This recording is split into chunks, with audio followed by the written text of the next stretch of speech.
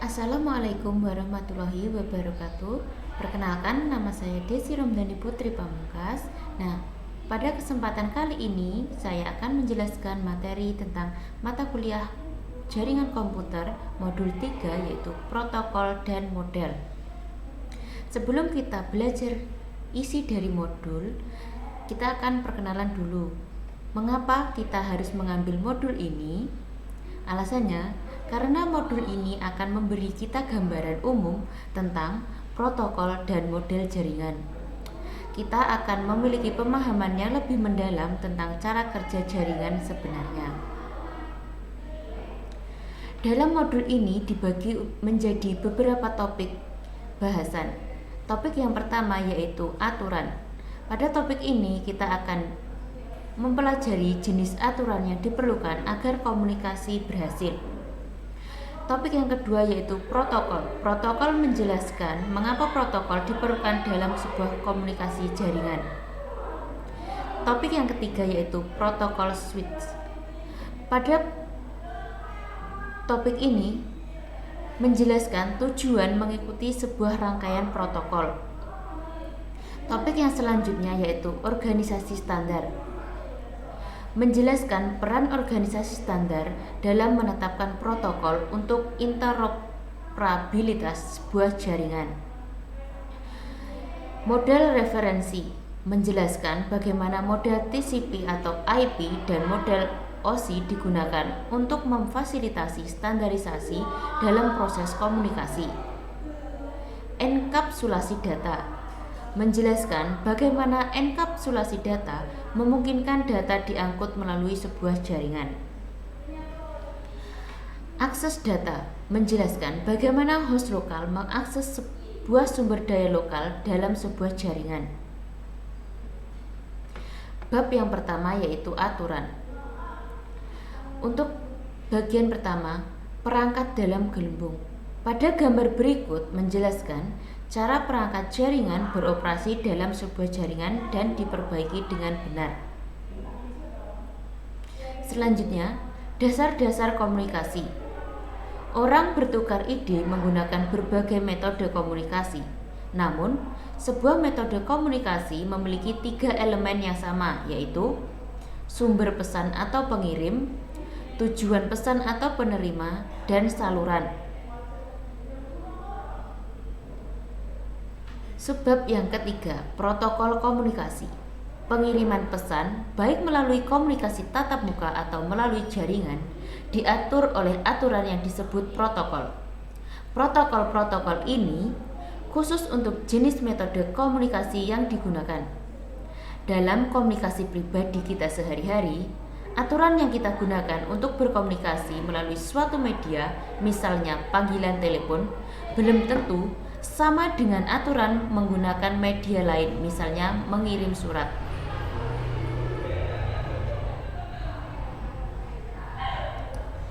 Analogi. Sebelum berkomunikasi, mereka harus menyepakati cara berkomunikasi. Jika komunikasinya menggunakan suara, mereka harus menyepakati bahasanya terlebih dahulu. Berikutnya, ketika mereka memiliki pesan untuk dibagikan, mereka harus dapat memformat pesan tersebut dengan cara yang dapat dimengerti. Jaringan. Sebelum berkomunikasi, perangkat harus menyetujui cara berkomunikasi. Mereka juga harus memformat pesan dengan cara yang dapat dimengerti. Subbab yang keempat, penetapan aturan. Aturan mengatur komunikasi antar manusia. Sangat sulit untuk memahami pesan yang tidak diformat dengan benar dan tidak mengikuti aturan atau protokol yang ditetapkan. Struktur bahasa, tata bahasa, tanda baca, dan kalimat membuat konfigurasi tersebut dapat dimengerti secara manusiawi oleh banyak individu yang berbeda. Protokol harus mempertimbangkan persyaratan berikut agar berhasil menyampaikan pesan yang dapat dipahami oleh penerima. Persyaratan yang pertama yaitu pengirim dan penerima yang teridentifikasi. Kedua, bahasa dan tata bahasa yang umum.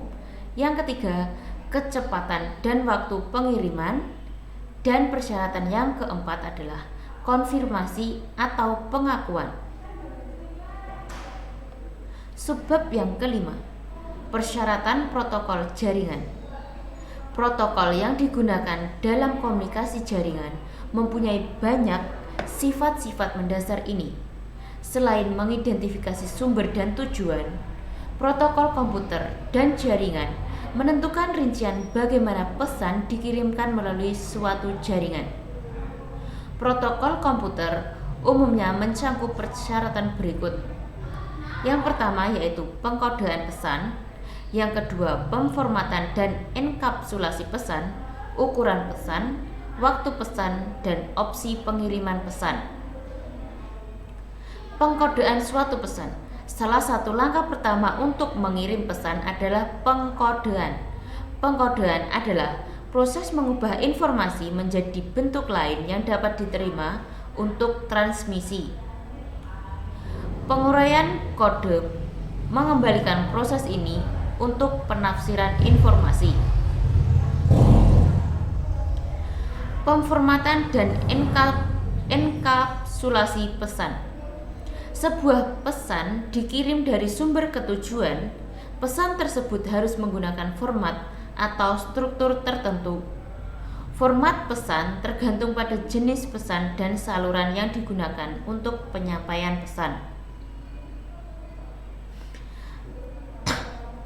Analogi, sebuah amplop mempunyai alamat pengirim dan penerima. Masing-masing terletak di tempat yang berbeda pada amplop. Jika alamat tujuan dan formatnya tidak benar, maka surat tidak terkirim. Proses penempatan suatu format pesan ke dalam format pesan lain disebut enkapsulasi. Deenkapsulasi terjadi ketika proses dibalik oleh penerima dan surat dikeluarkan dari amplop.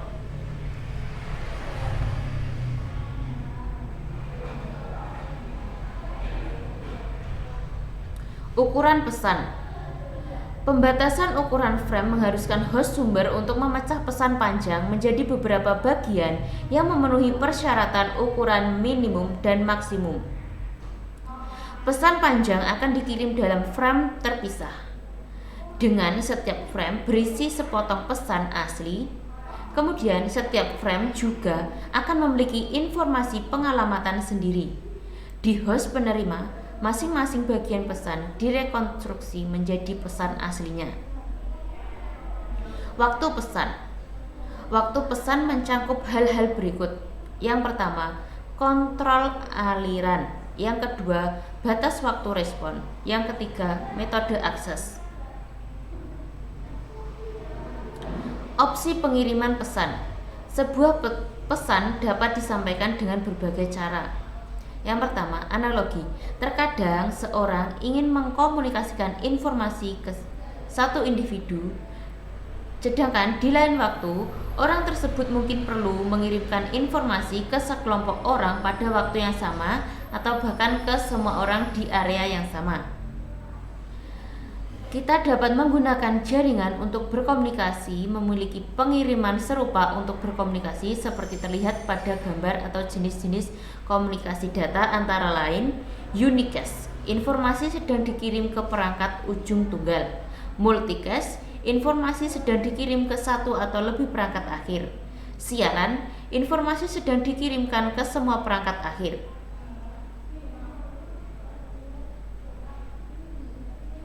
Catatan tentang ikon node. Dokumen dan topologi jaringan seringkali mewakili jaringan dan perangkat akhir menggunakan ikon simpul. Node biasanya direpresentasikan sebagai lingkaran. Gambar tersebut menunjukkan perbandingan tiga opsi pengiriman yang berbeda menggunakan ikon simpul, bukan ikon komputer. Protokol. Setiap protokol jaringan memiliki fungsi, format, dan aturan komunikasinya sendiri. Protokol yang pertama yaitu protokol komunikasi jaringan. Protokol yang kedua yaitu protokol keamanan jaringan. Yang ketiga, protokol routing. Yang keempat, protokol penemuan layanan. Fungsi protokol jaringan. Yang pertama, pengalamatan. Ini mengidentifikasi pengirim dan penerima pesan yang dituju menggunakan skema pengalamatan yang ditentukan.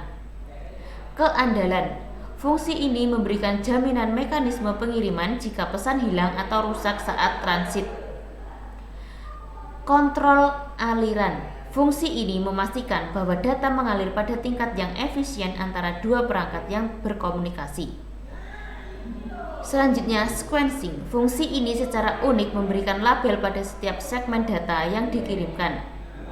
Kemudian, deteksi kesalahan. Fungsi ini digunakan untuk menentukan apakah data rusak selama transmisi.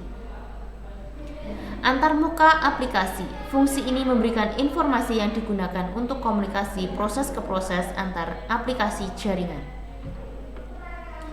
Interaksi protokol. Pesan yang dikirimi melalui jaringan biasanya memerlukan pengguna beberapa protokol, masing-masing dengan fungsi dan formatnya sendiri. Hypertext Transfer Protocol atau HTTP. Protokol ini mengatur cara server web dan klien web berinteraksi. HTTP mendefinisikan konten dan format permintaan dan tanggapan yang dipertukarkan antara klien dan server. Protokol Kontrol Transmisi atau TCP. Protokol ini mengelola percakapan individu. TCP bertanggung jawab untuk menjamin pengiriman informasi yang andal dan pengelola kontrol aliran antar perangkat akhir. Internet Protokol atau IP. Protokol ini bertanggung jawab untuk menyampaikan pesan dari pengirim ke penerima. IP digunakan oleh router untuk meneruskan pesan melalui beberapa jaringan. Suite protokol. Suite protokol jaringan. Dalam banyak kasus, protokol harus dapat bekerja dengan protokol lain sehingga pengalaman online Anda memberikan semua yang Anda perlukan untuk komunikasi jaringan.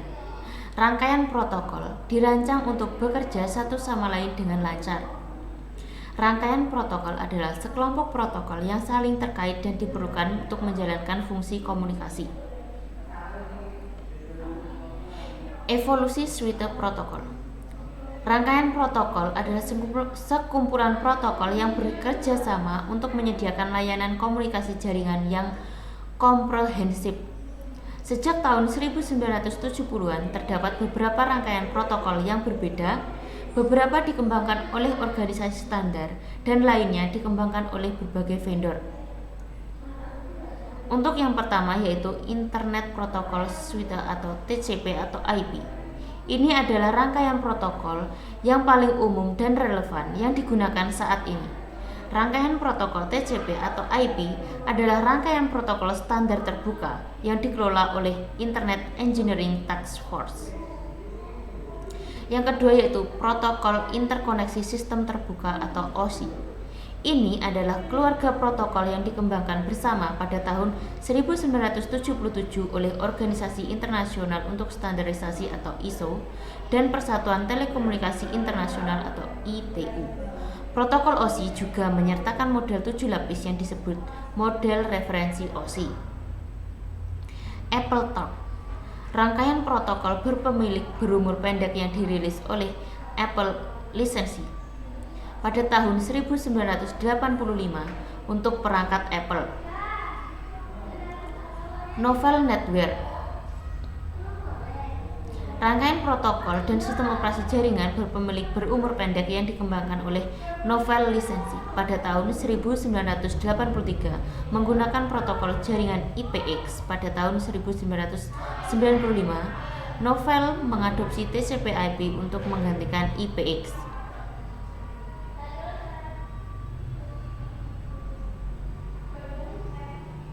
Rangkaian protokol TCP atau IP.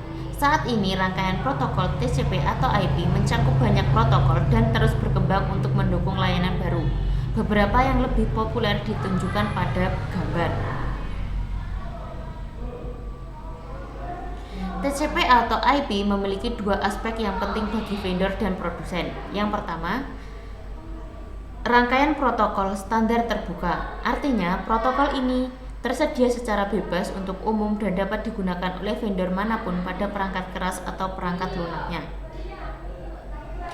Rangkaian protokol berbasis standar ini berarti telah didukung oleh industri jaringan dan disetujui oleh organisasi standar. Hal ini memastikan bahwa produk dari produsen yang berbeda dapat saling beroperasi dengan sukses.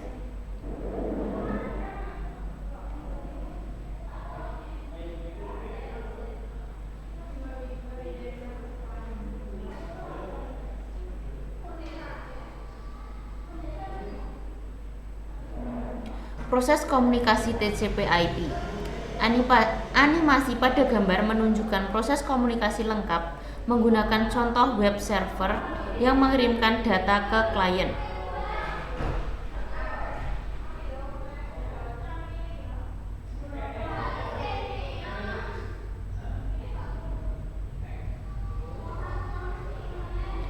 Organisasi standar. Organisasi standar biasanya merupakan organisasi nirlaba yang netral terhadap vendor yang didirikan untuk mengembangkan dan mempromosikan konsep standar terbuka. Organisasi-organisasi ini penting dalam menjaga internet terbuka dengan spesifikasi dan protokol yang dapat diakses secara bebas yang dapat diterapkan oleh vendor manapun. Organisasi standar dapat merancang sendiri seperangkat aturan atau dalam kasus lain dapat memilih protokol kepemilikan sebagai dasar standarnya. Jika protokol berpemilik digunakan, biasanya melibatkan vendor yang membuat protokol tersebut. Gambar tersebut menunjukkan logo untuk setiap organisasi standar.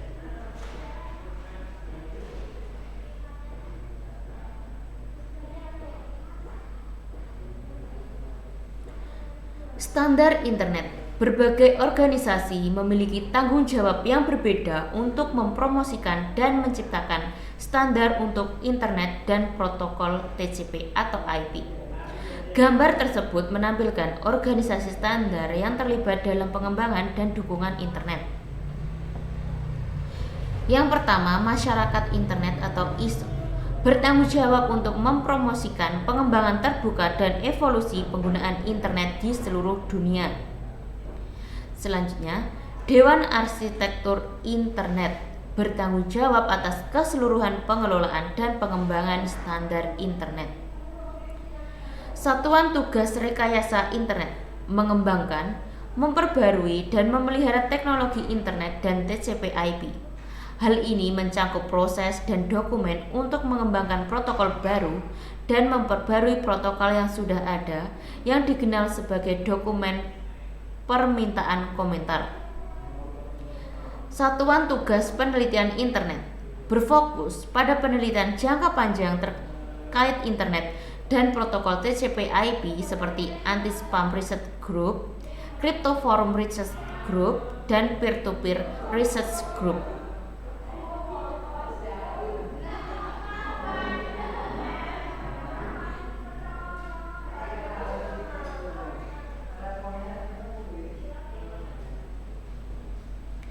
Standar elektronik dan komunikasi. Organisasi standar ini meliputi hal-hal berikut. Institute of Electrical and Electronic Engineer, organisasi teknik elektro dan elektronik yang didedikasikan untuk memajukan inovasi teknologi dan menciptakan standar di berbagai bidang industri termasuk tenaga dan energi, perawatan kesehatan, telekomunikasi, dan jaringan. Standar jaringan IEEE yang penting mencakup standar 802.3 Ethernet dan 802.11 WLAN. Yang kedua yaitu Electronic Industries Alliance, organisasi terkenal karena standarnya yang berkaitan dengan kabel listrik, konektor, dan rak 19 inci yang digunakan untuk memasang peralatan jaringan. Yang ketiga, Asosiasi Industri Telekomunikasi, organisasi yang bertanggung jawab untuk mengembangkan standar komunikasi di berbagai bidang termasuk peralatan radio, menara seluler, perangkat Voice over IP atau VoIP, komunikasi satelit, dan banyak lagi. Sektor Standarisasi Persatuan Telekomunikasi Internasional, salah satu organisasi standar komunikasi terbesar dan tertua, mendefinisikan standar untuk kompresi video, internet protokol television, dan komunikasi broadband seperti saluran pelanggan digital atau DSL. Model referensi. Manfaat menggunakan model berlapis. Berikut ini adalah keuntungan menggunakan model berlapis. Yang pertama, membantu dalam desain protokol karena protokol yang beroperasi pada lapisan tertentu telah menentukan informasi yang digunakannya dan antarmuka yang ditentukan ke lapisan di atas dan di bawahnya. Kedua, menumbuhkan persaingan karena produk dari vendor yang berbeda dapat bekerja sama. Yang ketiga, mencegah perubahan teknologi atau kemampuan dalam suatu lapisan mempengaruhi lapisan lain di atas atau di bawahnya. Manfaat yang terakhir, menyediakan bahasa umum untuk menggambarkan fungsi dan kemampuan jaringan.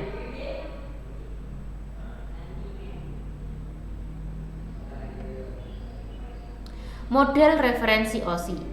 Model referensi OSI menyediakan daftar lengkap fungsi dan layanan yang dapat terjadi pada setiap lapisan.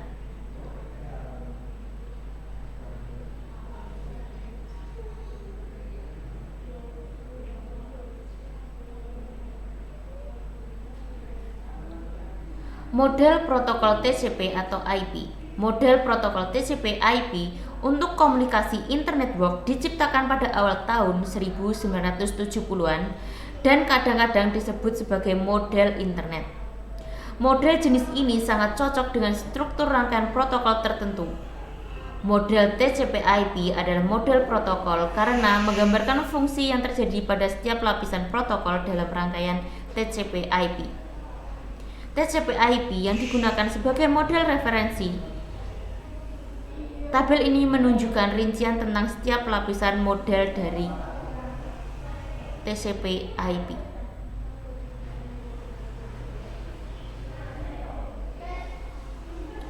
Perbandingan model OSI dan TCP/IP.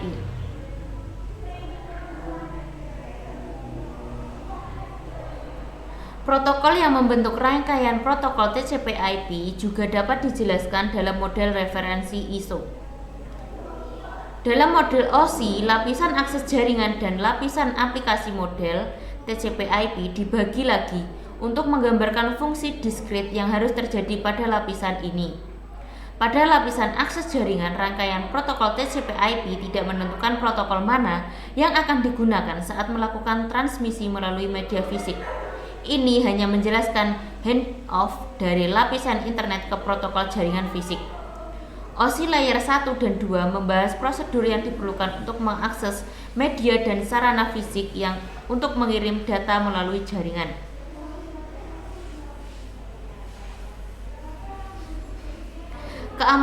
Kesamaan utamanya terletak pada lapisan transportasi dan jaringan.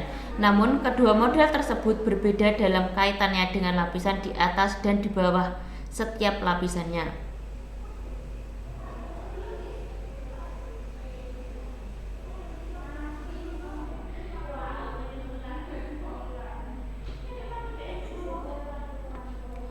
Enkapsulasi data. Yang pertama, segmentasi pesan. Segmentasi adalah proses membagi aliran data menjadi unit-unit yang lebih kecil untuk transmisi melalui jaringan. Segmentasi diperlukan karena jaringan data menggunakan rangkaian protokol TCP/IP untuk mengirim data dan paket IP individual. Setiap paket dikirim secara terpisah, mirip dengan mengirim surat panjang sebagai rangkaian kartu pos individual.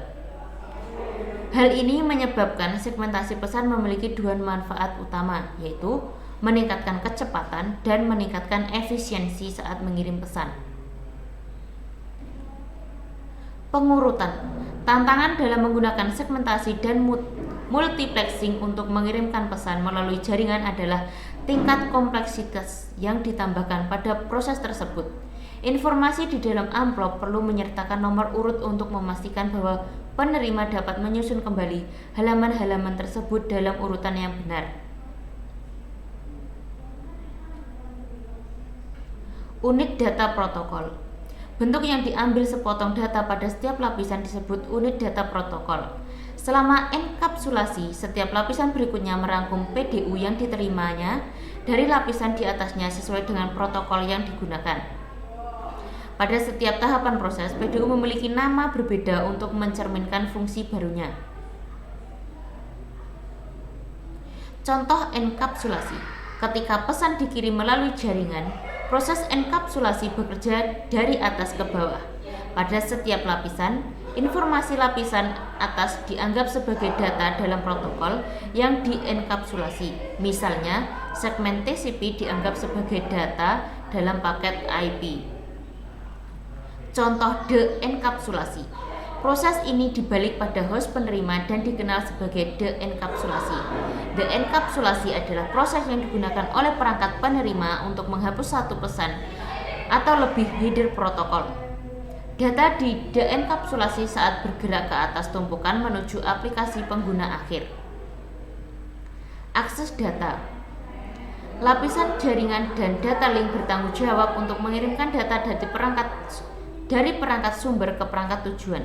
Seperti yang ditunjukkan pada gambar, protokol di kedua lapisan berisi alamat sumber dan tujuan, namun alamatnya memiliki tujuan yang berbeda.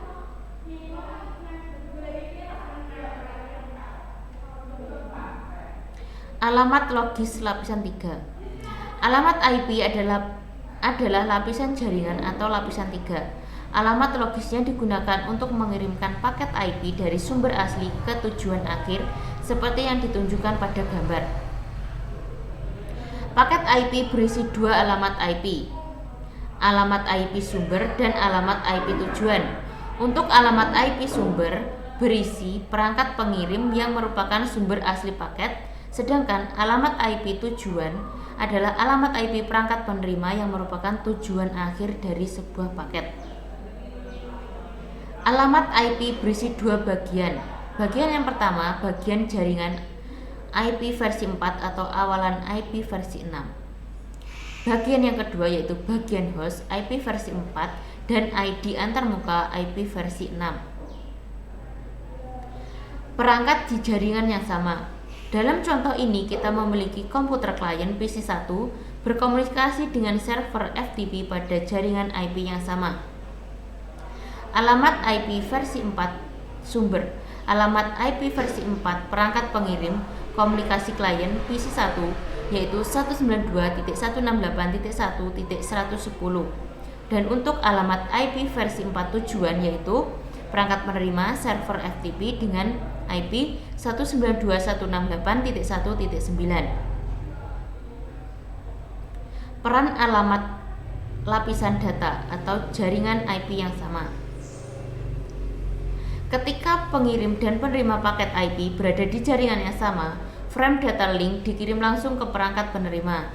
Pada jaringan Ethernet, alamat data link dikenal sebagai alamat Ethernet Media Access Control atau MAC.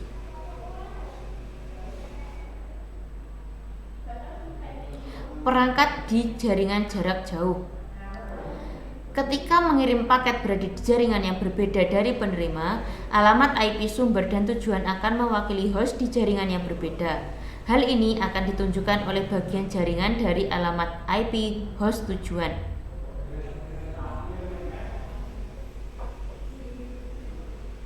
Peran alamat lapisan data link pada jaringan IP yang berbeda. Ketika pengirim dan penerima paket IP berada di jaringan yang berbeda, frame data link Ethernet tidak dapat dikirim langsung ke host tujuan karena host tersebut tidak dapat dijangkau secara langsung. Frame Ethernet harus dikirim ke perangkat lain yang dikenal sebagai router atau gateway default.